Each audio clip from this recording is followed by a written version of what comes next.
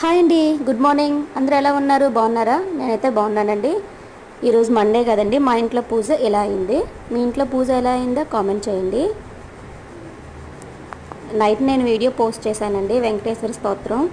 అది ఎవరు చూడలేదు. ఒకసారి ఈ షార్ట్ వీడియో చూసిన వాళ్ళు ఎవరైనా సరే ఒకసారి ఆ లాంగ్ వీడియోకి వెళ్ళి ఒకసారి ఛానల్ ఓపెన్ చేసి, నేను డిస్క్రిప్షన్లో ఇంకేమీ పెట్టలేదండి, ఛానల్ ఓపెన్ చేసి ఫుల్ వీడియో చూడండి దయచేసి. చూసి మీకు నచ్చితే లైక్ చేయండి, సబ్స్క్రైబ్ చేసుకోండి, సపోర్ట్ చేయండి, ఒక మంచి కామెంట్ కూడా చేయండి ఫ్రెండ్స్. ఇంకేంటండి, అందరూ బాగున్నారు కదా? అందరూ బాగుండాలి, అందులో మనం ఉండాలి.